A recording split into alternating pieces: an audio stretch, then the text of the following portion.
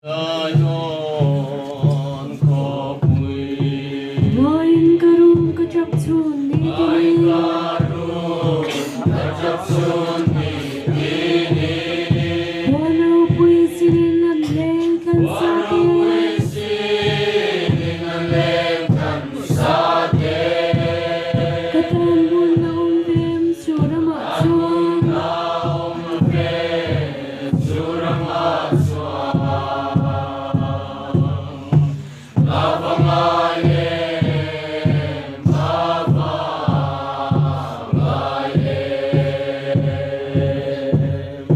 Ang raw ko'y amoy na sumali Pangay tulad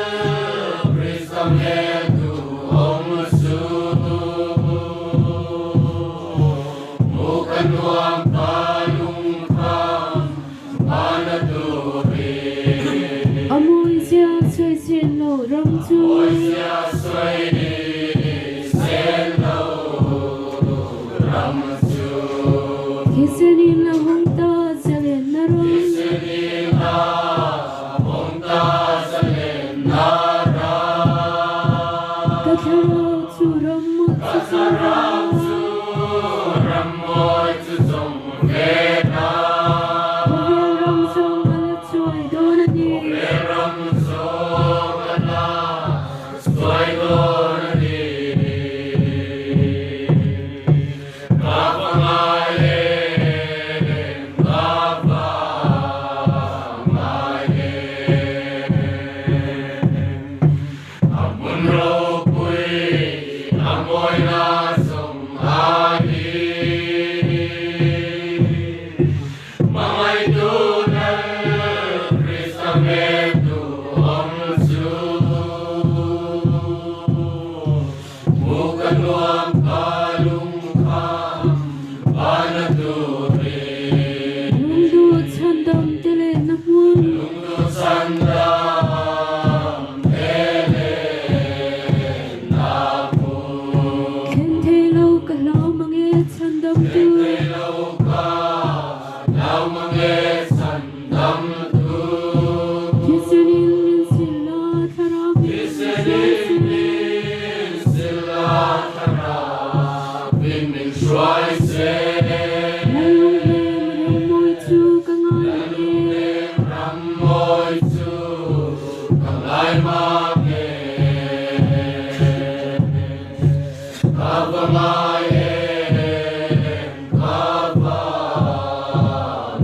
Kapangayen Amun raw ko'y amoy na sumali Mga idolal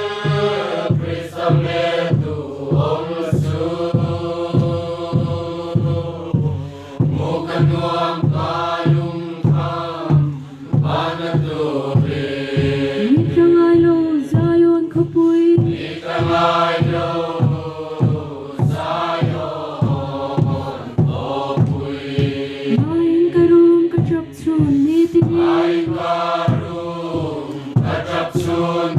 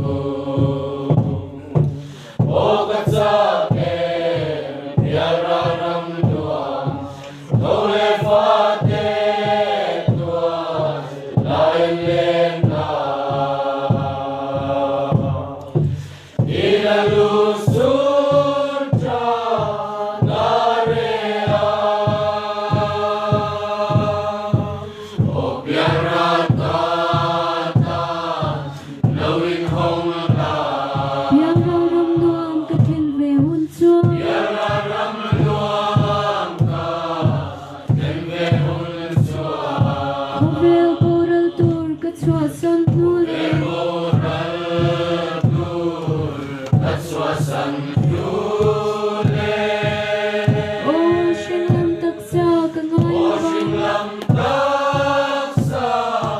lâm ai lo pha thiên lệ nal ba con buona o cát sa kem piara ram nuam ole fate tua lai lên na ina lusun tra la rea o piara kata lawin hong la Suram kathirin kalumbin le Suram kathirin kalungmin le Meram no le atan sa tian le Ram no le a nan sa tinan le O kuvel nalubin min O kutsang kuve mai lo Vin min lo sa Suram su kalakhen theri lo Suram chukana Tem teri lo O kat sa kem Yara ram nuam Ole fate tua Lain len na Ila lusun tra la rea O piara kata lawin hong la Nakinakwa law lavarang Nakinakwa law lavara Tingka siya tingka chalay kabangshi Ikasyatin ka Jalay kabangsi Leisyong namin tumtutahi Lesyam namin Tuwag tuteri Kapelang suram kathen hunso Ilang suram Katlen hunsuam O katsakem Piara ram nuam Ole fate tua Lain len na Ina lusun tra la rea O piara kata lawin hong la Sutama na tuwar niyang nutin Tabana tua Yam dute Nintagin ang lengir at hey fatin Intagina